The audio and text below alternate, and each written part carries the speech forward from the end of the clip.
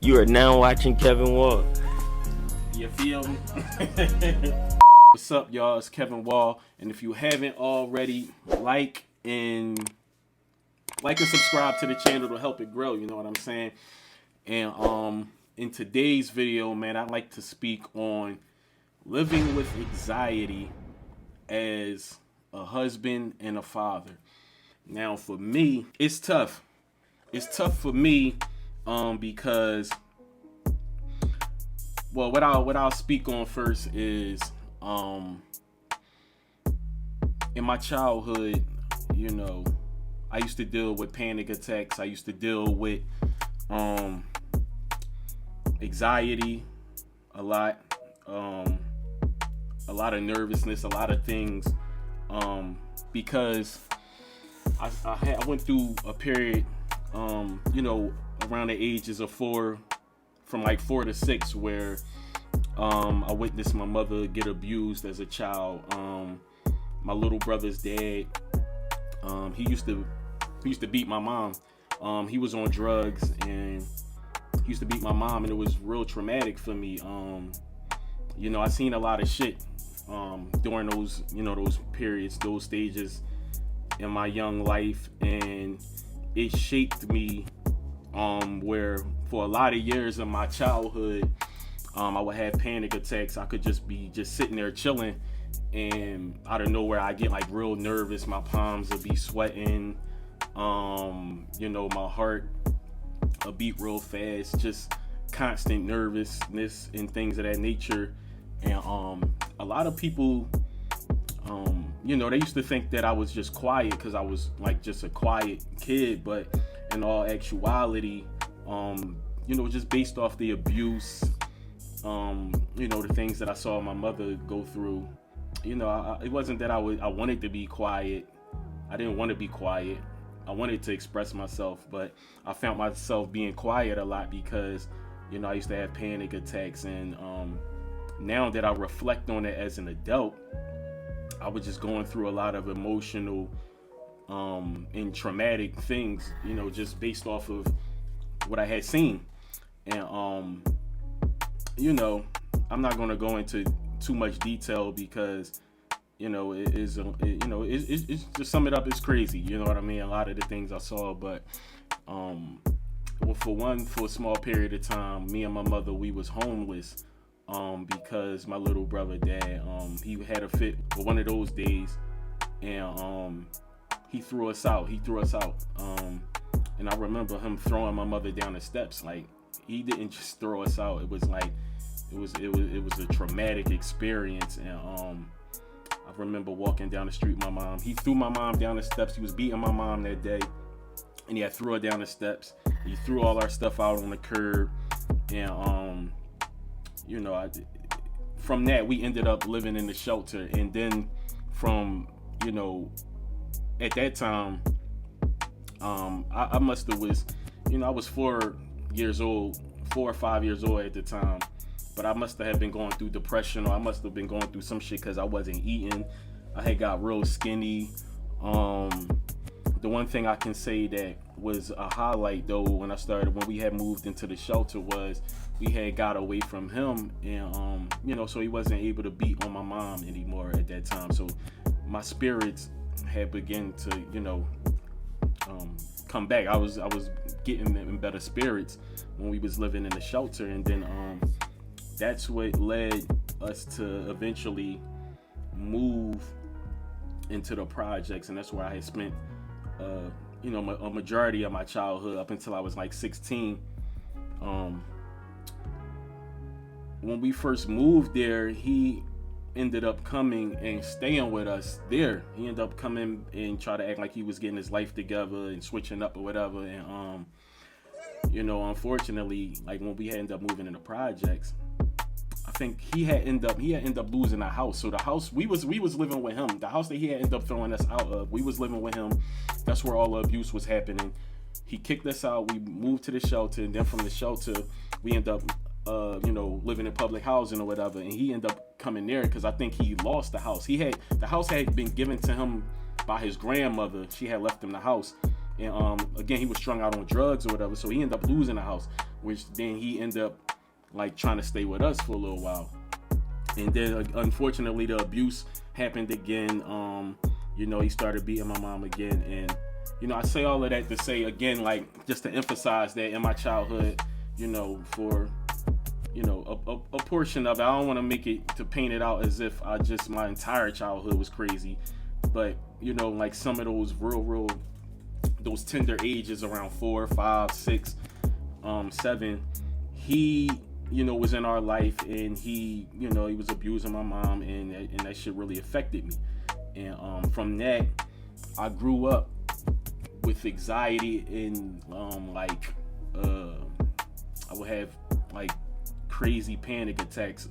Again, like I said, I could just be chilling, and then out of nowhere I just get nervous and things like that. And it had went away because what I had started to do was I would have like conversations with myself, and I would just calm myself down. I would just say things like, well, like, you just, what are you being nervous for? What like what's going on? It's nothing going on. It was like I had to mentally trick myself, or just calm myself down mentally, and it began to work for me. And then I think just me coming into maturity, me getting older, by the time I was in, I'd say about 11th, 12th grade is when I had stopped having the panic attacks. And I was more in control of my emotions. But up until that point, like, I would have like crazy anxiety and panic attacks in my childhood. And it was gone. I'm not gonna say it was fully gone. I would have just random times of like nervousness, and I've always had it all my life since at that point of my childhood. I've always had but it'd be just like a brush of nervousness, or like something, nothing like too crazy, nothing like compared to like when I was real small and I was having a panic attacks. So I thought that I had conquered it. I thought that it was gone.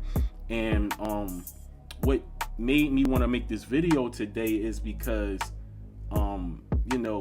I suffer from anxiety now, and it hasn't come back until I've been married. And since I got married,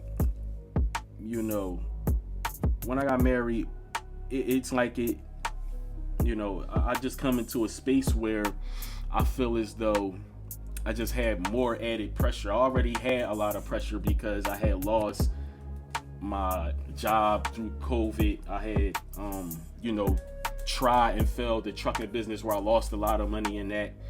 I was feeling down on my luck, so I had already was in a state where I was having like mild anxiety, like, what I mean, like I would wake up nervous, and feelings that I had never felt before, or feelings that were unfamiliar to me, or that I had not experienced since my childhood.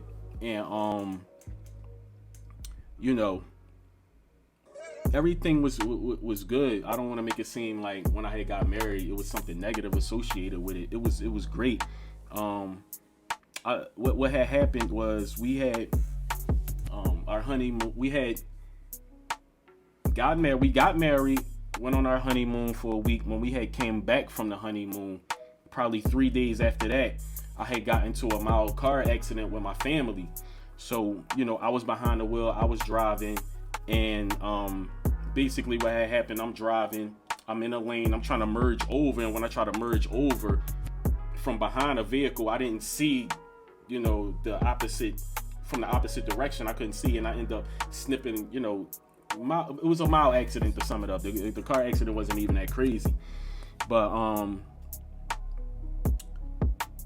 I don't know. It's like it triggered something. It's like it made me feel as though, with all the added pressure on me being a new husband, and feeling like I'm the head of the household, feeling like everything is on me as far as now a husband. I felt like I had graduated. I had moved into a new space of responsibility, and I don't know. I don't know why. It just made me feel so much more pressure on top of what already was pre-existing from all the financial issues that I was having prior, with the COVID situation, the truck business and all that, it's like when I got married, it's like that was like the straw, that broke the camel's back. And when I had gotten into that mild accident with the family, I had my whole family in the car, and I was the one that was behind the wheel, so I felt responsible for it. It's like at that point, from that point forward, like the anxiety and all this shit was crazy. You know what I mean? And I was just having random panic attacks. Mind you, I had not had panic attacks since I was a child, since I was, all those experiences I had went through as a child. And like I said, when I had got to high school, they went away. And all throughout my adulthood, I had never had them. Like I said, probably like mild brushes of nervousness here and there, but it wasn't nothing that I couldn't cope with. It wasn't nothing that I wasn't used to at that point. But for some odd reason at this point, when it had got to a point where it was affecting my health. Like I felt like I was gonna pass out at times. It felt like my heart was jumping out of my chest. Nothing was going, it could be other times when nothing was going on, and the anxiety and the panic attacks, and just all of these different thoughts going through my head. Just then, on top of that, I'm a new husband, so I'm playing that role. I'm a father of 3 children. I'm playing that role. So, just the stress of that combined with being a new husband, and it brought me to a point where I was really going through it, and I ended up having to go to the hospital for it. And I say all this to say, like, I'm not saying this to say like I have a resolution for it. It's crazy because even I'm making this video today. I had felt like I was getting anxiety. I had a mild difference, with my wife. We had differences in discussion. Husbands or wives, they go through it. They have their little arguments and their little moments, and it's like, I'm just in a space where I'm currently, and I'm battling it right now.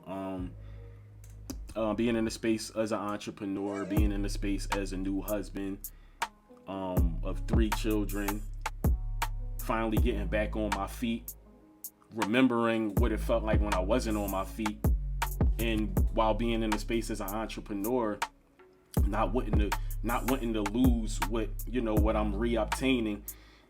I'll be feeling the pressure. And like I said, this video isn't a resolution. It's more probably describes this, if I was to describe it, probably is more of like a little diary piece. And it's just something that I wanted to put out there because we all going through it, and sometimes when you have a family, sometimes when you go through things in your childhood, it won't affect you until you start your family. I think that whatever you experience in your childhood that's unresolved, or maybe even like in your young adult life, right? It's a reminder or a reawakening of it when you begin to have children and you see your children reach the ages that you were when you went through these experiences. You know what I mean? I don't even think that my mother even knows how much this stuff affected me, because we never even really had a conversation about it. It was like something that happened, and then we went through it together, and once we got through it, we never really spoke on it anymore. You know what I mean? But it's just so weird for me now, because now that I have my own family, I feel like a lot of these things are coming back up, because I'm looking at my son, I'm looking at my daughters, and I'm looking at my 2 youngest. My son now is 3, he about to turn 4, and my middle daughter, she is 5 years old, and they're at those ages I was when I was experiencing those things. And it just makes me feel like, damn, I couldn't imagine my children going through those things. And when you get to that stage when you're looking at your children and you say those type of things, I feel like that's when those type of things affect you the most, because it's then now you're in a space where you can compare your childhood to something else. When you're in that space, I think that's when it affects you. Like I said, it affected me, but it wasn't something that I really thought a lot about in my adulthood. It wasn't something that I really dwelled on until I began to have children. And I think that it's like a combination of all, right? With all this the pressure and on your shoulders as a father, and looking at your children and wanting better for your children. And then you're in a space where they're starting to reach certain ages, and you can remember when you were that age and what you was going through at that time. You played a comparison game, right? And it will put you in a space where things that may have happened to you in your childhood and all that, it could bother you and it can hinder you, or it could affect you in your role as a husband and as a father. And I find myself on edge a lot of times, in recent times, like with all of these things. And I know it's all a mental game. I know it's all, it's nothing that can't be conquered. It's nothing that, I can't get past, because, I've gotten to this point, you know what I mean? I've gotten to this point where I've established, and created a family, own my house, you know what I mean? I've accomplished a lot in my life despite, these type of things. So I'm not, I don't feel as though it's something that I can't get past, but it's just more so of, or it's just more so of a piece where I'm just speaking to, issues that I even still currently battle with. And, I see a lot of people on YouTube, and they always either speak on things that's past tense, or they speak on things where they're just giving out advice with a resolution.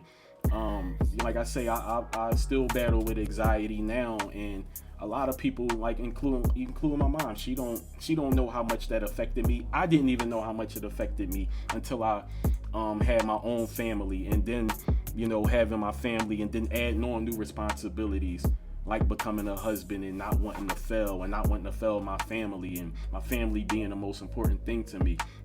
After all of those things,